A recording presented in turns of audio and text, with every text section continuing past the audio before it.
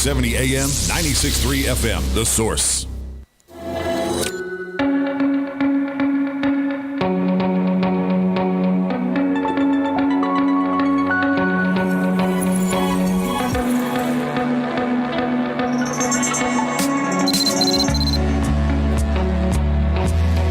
All right, 17 minutes after 8 o'clock. Thank you for tuning in. In the studio is Jane Moerlie, and we've known Jane for a short, really, period of time because we've known Jane from a candidacy she had previously with for the Marion County School Board. She's running again, and I'm happy to see that. I'm happy to see you running again. She's running for District 4, and just off the air, she told me last time she ran for District 3.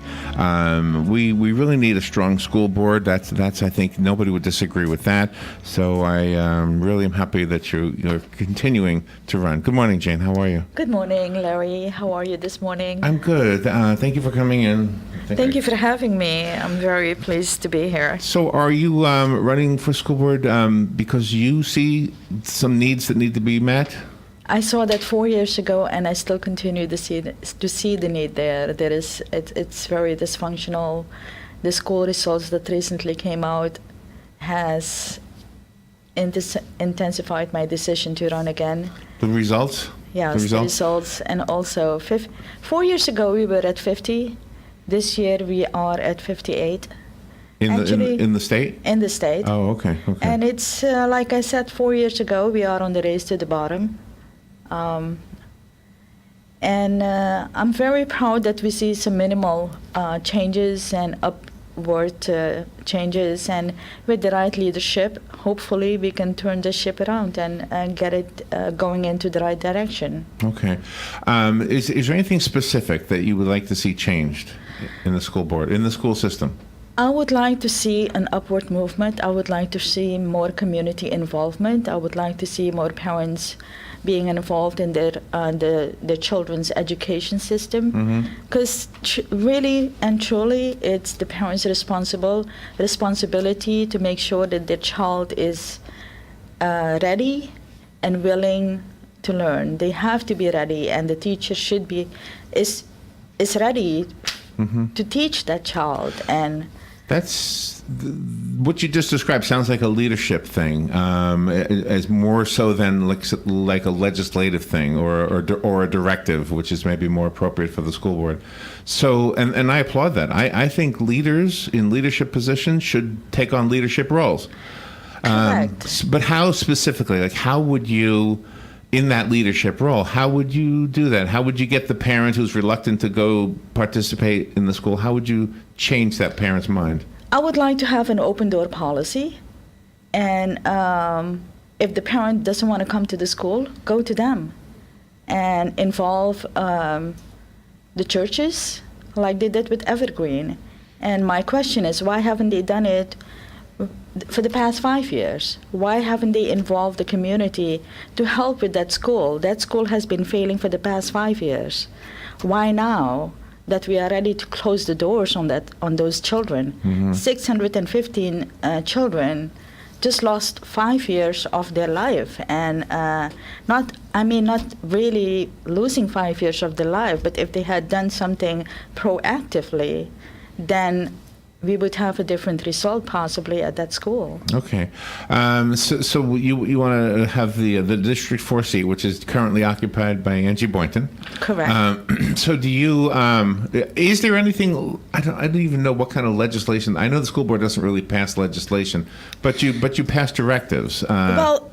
Let me read this to you. The school board is responsible for the organization and control of the public schools of the district and is empowered to determine the policies necessary for the effective operation and the general improvement of the school system.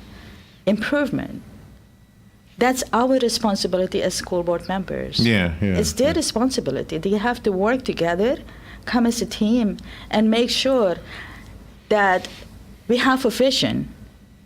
This is the direction that we want to go. I agree. And if the vision is not there, there is no teamwork. Where are we heading to?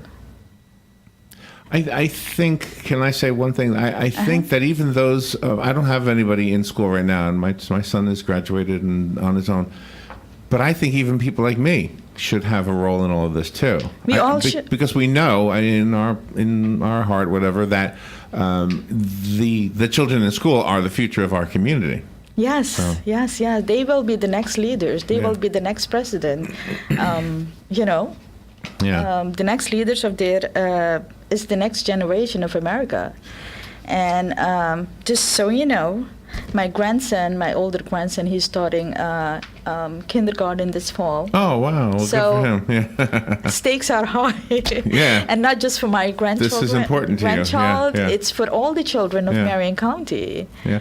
Is there anything fiscally, financially speaking, that you think needs to be fixed? Are we wasting money on anything, or should money be spent on something that's not being spent? What I'm reading is we are doing so many things, trying so many things. For example, taking away homework from children. I'll share this with you. From my experience, I've been a parent. I raised 3 children. And one of the things that we had in common, and this was a family tradition, we sit at the table, we had dinner together, we studied together, and it was a tradition to help my children with their homework and make sure that I'm involved in their education. And today they are very successful, very proud of them. One of my daughters, she is in Tampa studying for. She's at the University of South Florida. I mean, it can be good things and bad things, but I'm old school. Well, okay, and it sounds like what you're saying is that you disagree with the decision to not have homework.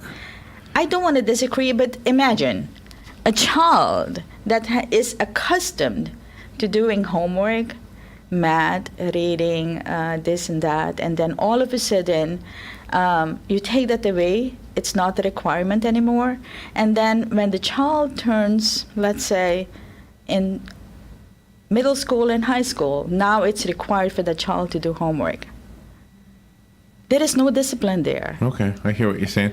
And as far as the reading goes, I wanted to ask you this. There was a story earlier this week about, I think it was 11 elementary schools that didn't do very well in the grade. Bottom 300. Yeah. Okay.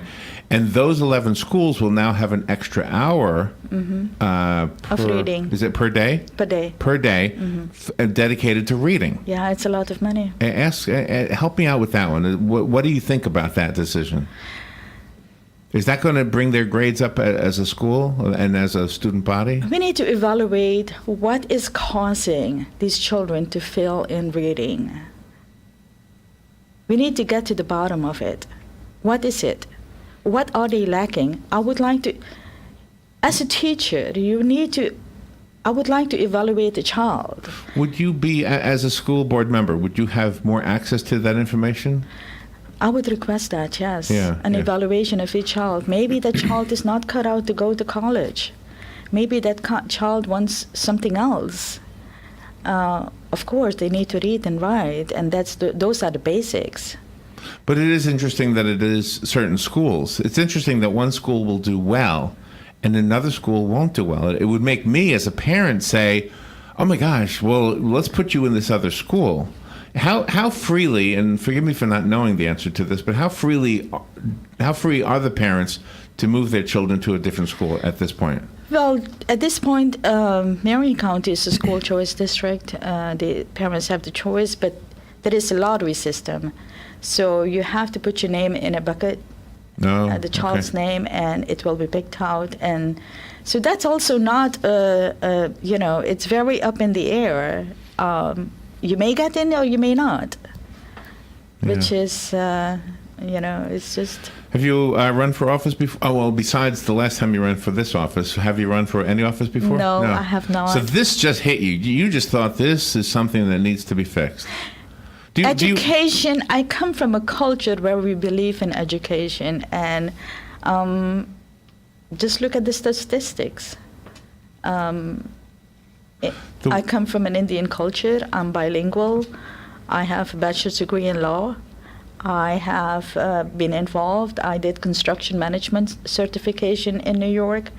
I have been involved in my community. I am a board member of the Indian Association. I'm an ambassador with the Chamber of Commerce. I am... You've got a lot of credentials. Yes, and I have also volunteered for the... I volunteered in the parent committee when after I lost the race, and when Nancy Stacey and Angie Boynton, they were planning to put an initiative to get the parents a parent involvement committee. I was involved in that. Nothing happened. We put so many hours into it. We presented it to the board. Nothing came out of it. It's just more initiative, more waste of time, and nothing happening. Well, can you explain why? Why didn't something happen? I have no idea. We wanted to hire somebody that would go out and oversee all the, make recommendations and go out there and be the face of the group, and we would all put together, a plan to promote parent engagement and help them be involved in their child's education and in the school system. And that didn't came out of the ground. I was very disappointed at that. The limit of time is always an issue for me when I do these radio interviews. So I want to give you a chance to speak without me asking questions. If you have like a 30-second or a 60-second, like an elevator pitch, and kind of take that time frame loosely. I mean, just take your time and kind of campaign for yourself if you want. I'm doing this with all the candidates, by the way. So, dear Marion County voters, many of you have voted for me 4 years ago, and I'm asking to vote for me again. I feel that I am the right candidate for this position. I have the ability to overcome adversity. I lost my husband, raised my children by myself, gave them a very good education. They went to the public school system here in Marion County, and I feel that each year that we lose our children when it comes to education is a missed opportunity for America's future and America's next generation. I know the value of self-discipline. I promise that I'll roll up my sleeves and get to work once elected. I'm asking for your vote, and I'm looking forward to this election. Thank you very much, and I promise that I won't let you down. Jane, it's an honor to have you in the studio, on the show. Thank you for coming in here and sharing that with us. Do you have an email or a way people can contact you? Yes, I have my rec card that's ready. My website is JaneMoerlie4schoolboard.com. Okay. And also vote Jane Moerlie for School Board District 4 Facebook page. And if you don't mind, I'm going to spell your last name for the listeners. Yes, Moerlie.